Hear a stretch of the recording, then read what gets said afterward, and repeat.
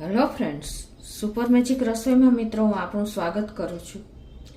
આજે હું વટાણાની ચટણીની રેસીપી તમારી સાથે શેર કરું છું, જેને આપણે ઠેચા કહીએ છીએ. તો તમને ચોક્કસ આ વિડીયો ઉપયોગી થશે. ગમે તો લાઈક કરજો, શેર કરજો અને સબસ્ક્રાઈબ કરવાનું તો ભૂલતા જ નહીં. અને મિત્રો બાજુમાં રહેલું બેલ આઇકનને પણ પ્રેસ કરજો, જેથી કરીને લેટેસ્ટ વિડીયોની માહિતી તમને મળતી રહે. તો હવે આ ચટણી એવી બનશે ને મિત્રો કે તમે અઠવાડિયા સુધી સ્ટોર પણ કરી શકશો અને ક્યાંય પણ ટૂરમાં જવું હોય ને તો પણ તમે લઈ જઈ શકશો. અને કાંઈ પણ ન હોય ને, તમને શાક બનાવવાની ઈચ્છા ન થાય ને તો ઇન્સ્ટન્ટ તમે અત્યારે વટાણા ફૂલ માર્કેટમાં મળે છે, તો આ રીતે તમે ઇન્સ્ટન્ટ ચટણી બનાવીને રોટલી સાથે કે પરોઠા સાથે લઈ શકો છો. તો એના ઇન્ગ્રેડિયન્ટમાં મિત્રો આપણે 1 કપ વટાણા લીધા છે, લીલા વટાણા જે મેં ફોલી લીધા છે. અને આપણે મરચી લીધી છે 7 થી 8. તમે તીખું ઓછું ખાતા હો તો થોડી ઘટાડી શકો છો. અને આપણે અડધો કપ જેવા દાણા લીધા છે મગફળીના કાચા, અને 7 થી 8 કળી આપણે લસણ લીધું છે, ધાણાભાજી છે, મીઠું છે, તેલ છે અને આખું જીરું છે. તો બનાવવાનું ચાલુ કરીએ. તો પહેલા તો આપણે ગેસ ઓન કરીને અને આપણે મગફળીના દાણા જે લીધા છે ને અડધો કપ, એને આપણે રોસ્ટ કરવાના છે સ્લો ફ્લેમ ઉપર, કે આપણે એટલે સરસ અંદરથી શેકાઈ જાય. તો આ રીતે આપણે કન્ટિન્યુ ચલાવતા રહેશું. આને આપણે એકદમ ટેસ્ટ આવે ને એના માટે અડધી ટીસ્પૂન જેવું તેલ નાખી દેશું, એટલે દાણા પણ આપણા સરસ ઓઈલી શેકાઈ જાય. તો આ રીતે આપણે જો અડધી ચમચી તેલ નાખશું ને તો મગફળીનો ટેસ્ટ અનેક ગણો વધી જાય છે આ ચટણીમાં. અને આ રીતે આપણે સ્લો ફ્લેમ ઉપર જ શેકી છે. અને મિત્રો બીજું કે આ જો આપણા દાણા પણ ફૂટવા માંડ્યા છે ત્યાં સુધી આપણે એને શેકી લેવાની છે. તમને અવાજ આવતો હશે. તો હવે આને આપણે શેકાઈ ગયા છે તો એક બોલમાં કાઢી લેશું. એ જ રીતે હવે આપણે જ્યાં 1 કપ વટાણા લીલા લીધા છે ને એને પણ આપણે આવી રીતે રોસ્ટ કરી લેવાના છે સ્લો ફ્લેમ ઉપર, એની કચાશ દૂર થાય ત્યાં સુધી.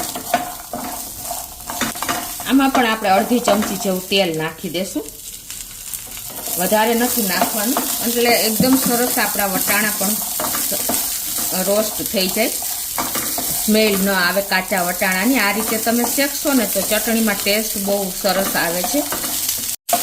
જો મિત્રો આપણા વટાણા પણ કચાશ દૂર જ થઈ ગઈ છે અને ઉપર આ બહુ એકદમ આ ડિઝાઇન આવી ગઈ છે. આ રીતે તમે તેલમાં શેકશો ને એટલે એનું એકદમ ફ્લેવર, જે કચાશ આપણને નથી ભાવતી ની દૂર થઈ જશે અને એની ચટણીમાં ટેસ્ટ બહુ સરસ આવશે. તો આ વટાણાને તમે આ રીતે શેકીને મીઠું મરચું નાખીને પણ ખાઈ શકો છો, તો પણ ટેસ્ટ લાગશે સરસ. આ રીતે આપણે શેકીને વસ્તુ લેવાનું કારણ એ છે કે આ ચટણી આપણે અઠવાડિયા સુધી ફ્રીજ વગર આપણે આને સ્ટોર કરી શકીએ છીએ. અને એકદમ કચાશ દૂર થઈ ગઈ છે વટાણાની, અને એને પણ આપણે આ રીતે સાઈડમાં રાખીને અને ઠંડા થવા દેશું.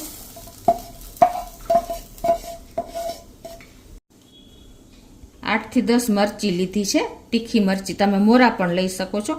એની આપણે આ રીતે ડંઠલ બધી દૂર કરી લેશું. અને તમારા ટેસ્ટ એકોર્ડિંગ તમે મરચામાં વધઘટ કરી શકો છો. આમાં થોડીક તીખી ચટણી હશે ને તો પણ સરસ જ લાગે છે. તો હવે મરચાને પણ આપણે આ રીતે મરચીને શેકી લેશું સ્લો ફ્લેમ ઉપર જ. આપણું પેન ગરમ જ છે. અને એને પણ આપણે અડધી ટીસ્પૂનથી ઓછું એવું જરાક અમથું તેલ નાખશું, એટલે આપણી મરચી સરસ રોસ્ટ થઈ જાય.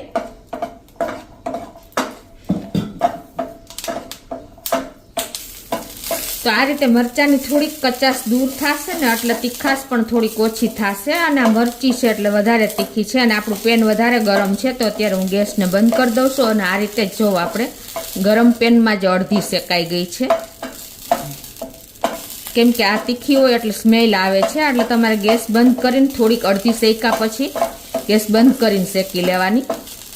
એટલે આપણી મરચી પણ જો હવે શેકાઈ જ ગઈ છે ઓલરેડી.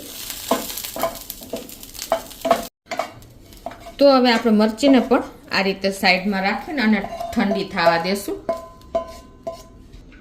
હવે આપણા વટાણા, દાણા અને મરચાં ઠંડા થાય છે ને ત્યાં આપણે ધાણાભાજી લીધી છે અડધી પણી જેવી, એટલે કે 1 મુઠ્ઠી જેવી. એને પણ આપણે આ રીતે સમારી લેશું. એટલે મિક્સર આપણે ચટણીમાં નાખવાની.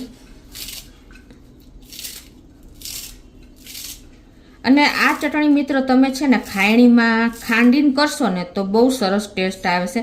કેમ કે જે ઢેચા કહે છે ને એ મિક્સર જારમાં નથી બનતા, પણ તમે ખાયણીનો જેનો ટેસ્ટ આવે છે. એટલે આ રીતે તમે ખાયણીમાં નાખીને તૈયાર કરવાની છે. અને જો તમે ખાયણીમાં ન ફાવે તો તમે મિક્સર જારમાં અધકચરી એવી તૈયાર કરી શકો છો. સાવ પેસ્ટ નથી કરવાની. તો હવે આપણા દાણા, વટાણા અને મરચાં બધું જ ઠંડુ થઈ ગયું છે. તો એને આપણે હવે આ રીતે ખાયણીમાં જ તૈયાર કરશું. આ બધું રોસ્ટ કરેલું એકદમ સરસ ટેસ્ટ આવશે. ચટણી તો યુનિક જ બનશે. આ આપણી આ વિસરાતી વાનગી છે. આપણા દાદી નાની આ રીતે વટાણાની સિઝન હોય ને ત્યારે ફૂલ ચટણી બનાવતા, અને ત્યારે ફ્રીજ નહોતા તો આ રીતે બહાર જ સ્ટોર કરતા અઠવાડિયું સુધી, કે આમ જોઈએ તો 10-15 દિવસ સુધી બગડતી જ નથી. કેમ કે બધી વસ્તુ આપણે રોસ્ટ કરીને નાખી છે. હવે એમાં આપણે લસણની જે 7-8 કળી લીધી છે એને નાખી દેશું. કેમ કે લસણનું રોસ્ટ નથી કરવાનું, કાચો જ ટેસ્ટ સરસ આવશે. અને આ જે ધાણા ભાજી આપણે લીધી છે એ પણ નાખી દેશું.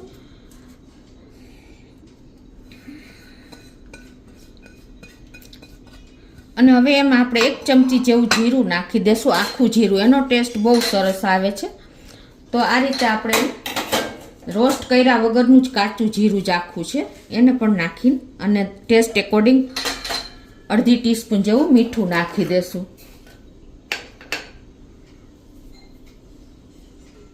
અને હવે આને આપણે આ રીતે હાથેથી જ એકદમ સરસ દસ્તેથી ટોચી લેશું. આ ચટણી જે મિત્રો મિક્સર જારમાં બને છે ને એ કરતાં આ ચટણી ઢેચા એટલે કે આ રીતે ખાયણીમાં જ બને છે. તો તમારે થોડીક મારે નાની પડે છે ખાયણી, પણ આ રીતે તમારે મોટી ખાયણી હોય તો લેવાની અને ક્વોન્ટિટી પ્રમાણે. અને આ રીતે આપણે એને ટોચી લેશું. તો આ રીતે જો આપણે ખાયણીમાં જ ચટણીને તૈયાર કરી લીધી છે. અને એકદમ સરસ આપણી ચટણી પણ જો આવી રીતે તૈયાર થાય છે. આ ચટણી ટેસ્ટમાં બેસ્ટ એવી બને છે મિત્રો. મિક્સર જારમાં જે સ્ટીલમાં આપણે કરી છે ને એ ચટણી એટલી સરસ નથી ટેસ્ટ આવતો ને એટલી આ ચટણીનો ટેસ્ટ આવશે. તો હવે આપણી ચટણી પણ રેડી થઈ ગઈ છે. તો હવે આપણે આ ચટણીને 10-15 દિવસ સુધી સારી રાખવા માટે 1 ચમચા જેવું તેલ મૂકી દેશું, એટલે કે 2 ટેબલસ્પૂનથી 1.5 ટેબલસ્પૂન જેવું. અને એને આપણે સાંતળી લેશું, એટલે આપણી એની ચટણી લાંબો સમય સુધી સ્ટોર કરી શકશો. આપણું તેલ પણ ગરમ થઈ ગયું છે. તો હવે એમાં આપણે આ ચટણી જે ખાંડી છે એ નાખી દેશું.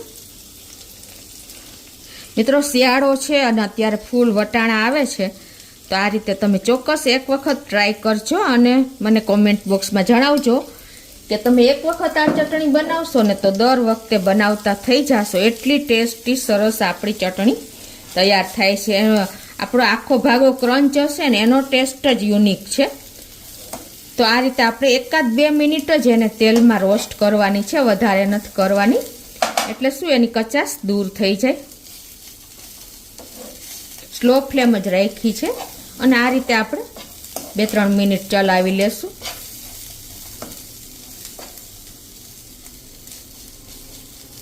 આપણે જો આ સ્લો ફ્લેમ ઉપર શેકી અને 2-3 મિનિટ થઈ છે અને આપણી એકદમ સરસ જો ચટણી પણ તૈયાર થઈ ગઈ છે. તો ગેસ બંધ કરી દેશું અને એને આપણે એક પ્લેટમાં સર્વ કરી લેશું. તો જુઓ મિત્રો, આ ચટણી આપણે વાવલીને એટલે કે આમ એકદમ છૂટી સરસ તૈયાર થઈ છે. જો અને આ ચટણી તમારે બિલકુલ બગડશે નહીં, કેમ કે આપણે ઇન્ગ્રેડિયન્ટ પણ શેકા છે, પ્લસ પાછળથી આપણે એને થોડીક તેલમાં રોસ્ટ કરી. અને હવે આને તમે 10-15 દિવસ સુધી ઇઝીલી ટૂરમાં જાઓ કે ક્યાંય પણ થેપલા, રોટલા, ભાખરી કોઈ પણ સાથે તમે ઇન્સ્ટન્ટ શાક ન હોય ને તો ચટણી અને રોટલી કે બધું ખાઈ શકશો. એટલી ટેસ્ટી બને છે. તો ચોક્કસ તમને આ વટાણાની ચટણીનો વિડીયો ઉપયોગી થશે. ગમે તો લાઈક કરજો, શેર કરજો અને સબસ્ક્રાઈબ કરવાનું તો ભૂલતા જ નહીં.